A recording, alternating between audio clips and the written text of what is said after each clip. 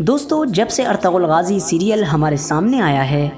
تب سے ہر بندہ یقیناً ارطغرل غازی کے بارے میں بہت کچھ جان چکا ہے، اور یہی وجہ ہے کہ ارطغرل غازی کے بیٹوں کے ذریعے سے جو سلطنت قائم کی گئی تھی یعنی سلطنت عثمانیہ، اس کے بارے میں بھی آج ہر کوئی جاننے کے لیے بڑا بے تاب رہتا ہے۔ لہٰذا آپ تمام لوگوں کی فرمائشوں پر ہی ہم نے سلطنت عثمانیہ یعنی جسے ہم دا اوٹومان ایمپائر کے نام سے بھی جانتے ہیں اس کی پوری سیریز شروع کی ہے، جس سیریز میں ہم آپ کو تمام سلطانوں کے بارے میں ایک ایک کر کے بتا رہے ہیں۔ لہٰذا اس سیریز کی آج ہی ہماری دوسری ویڈیو ہے۔ پچھلی ویڈیو میں ہم نے آپ کو بتایا تھا کہ کس طرح عثمان غازی کی پوری زندگی گزری اور عثمان غازی نے اپنے باپ ارطغرل غازی کی خواہشوں کو پورا کرتے ہوئے سلطنت عثمانیہ کی بنیاد رکھی تھی، اور ساتھ ہی آپ کو بتایا تھا کہ کس طرح عثمان غازی کے بیٹے یعنی ارطغرل غازی کے پوتے اورحان غازی نے اپنے باپ عثمان غازی کی آخری خواہش کو پورا کرتے ہوئے برسا شہر کو فتح کیا تھا اور اسی میں اپنے باپ عثمان غازی کو مرنے کے بعد دفنایا تھا۔ تو آج کی اس ویڈیو میں ہم بات کریں گے اورحان غازی کے بارے میں۔ اگر آپ نے ہماری اس سیریز کی پہلی ویڈیو نہیں دیکھی ہے تو آپ جا کر دیکھ سکتے ہیں، ڈسکرپشن میں بھی اس ویڈیو کا لنک دے دیا گیا ہے، آپ ڈسکرپشن کے ذریعے سے بھی اس ویڈیو تک پہنچ سکتے ہیں۔ اورحان غازی ارطغرل غازی کے پوتے اور عثمان غازی کے سب سے چھوٹے بیٹے تھے، لہٰذا دستور کے حساب سے تو عثمان غازی کے بڑے بیٹے علاء الدین کو ان کا جانشین یعنی سلطنت کا سلطان بننا طے تھا،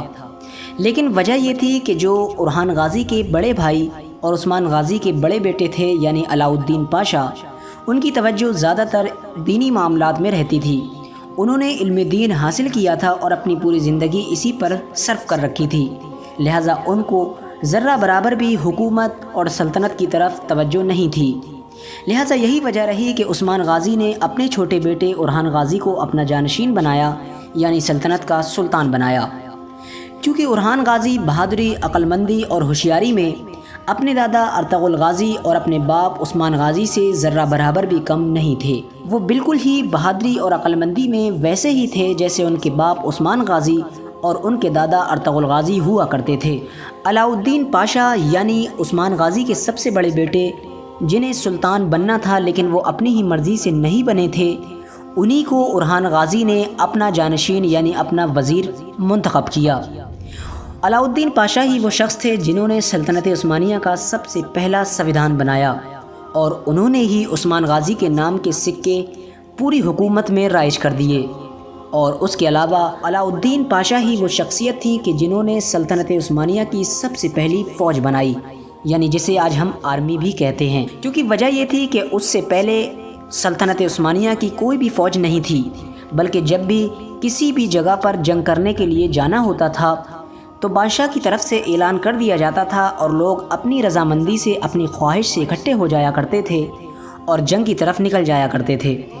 اور جنگ فتح ہونے کے بعد جو بھی مال ملتا تھا وہی ان کا معاوضہ یعنی ان کی تنخواہ ہوا کرتی تھی، اسی کو سب آپس میں بانٹ دیا جاتا تھا۔ لیکن علاء الدین پاشا نے دنیا کی سب سے پہلی تنخواہ دار فوج کا نظام کیا، اور اس کے بعد خیر الدین پاشا نامی ایک وزیر کی خواہش پر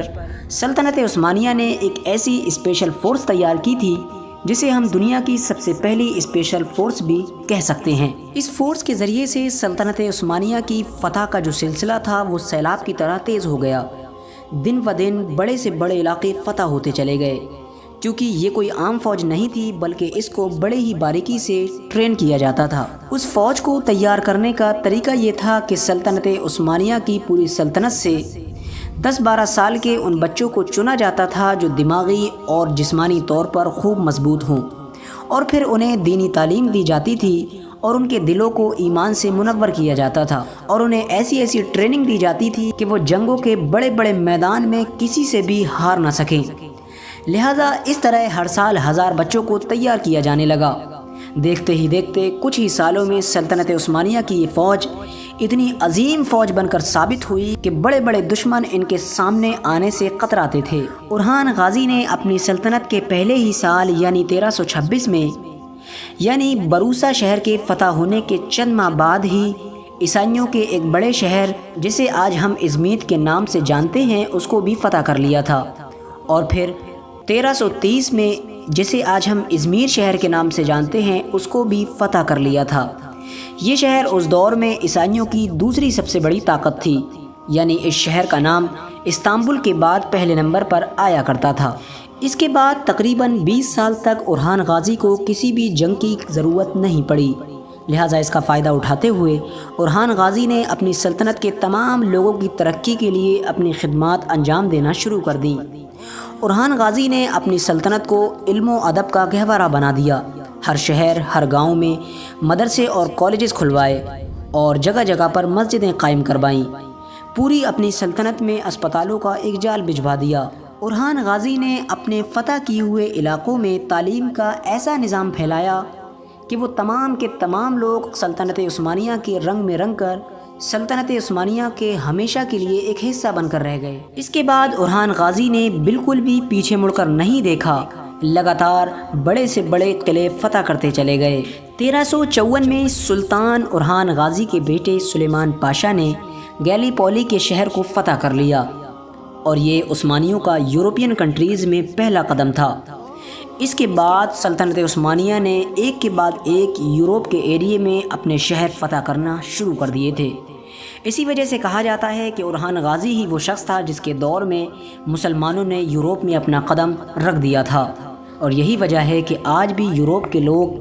اورحان غازی کے نام سے ڈرتے ہیں۔ سلطان اورحان غازی کے بڑے بیٹے سلیمان شاہ، جسے سلیمان پاشا کے نام سے بھی جانا جاتا ہے، وہ بہت بہادر اور بہت ہوشیار تھے، اور وہی سلطنت عثمانیہ کے تاج کے اگلے اصلی حقدار تھے، لہٰذا یہ طے ہو چکا تھا کہ اگلے سلطان انہی کو بننا ہے۔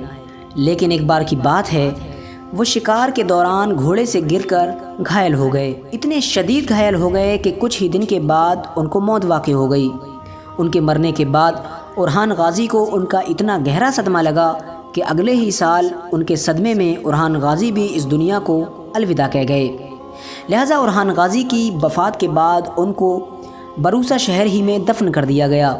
ان کی قبر ان کے باپ عثمان غازی کے برابر ہی میں موجود ہے۔ اس کے بعد ان کے بیٹے مراد اول کو ان کا تخت نشین بنایا گیا، جن کے بارے میں ہم اگلی ویڈیو میں بات کریں گے۔ ویڈیو پسند آنے کی صورت میں ویڈیو کو لائک کریں اور اپنے دوست و احباب کے ساتھ ضرور شیئر کریں، اور ہماری اس سیریز کی اگلی ویڈیو دیکھنے کے لیے ابھی سے ہی ہمارے چینل کو سبسکرائب کر لیں۔ السلام علیکم ورحمۃ اللہ وبرکاتہ۔ اللہ حافظ۔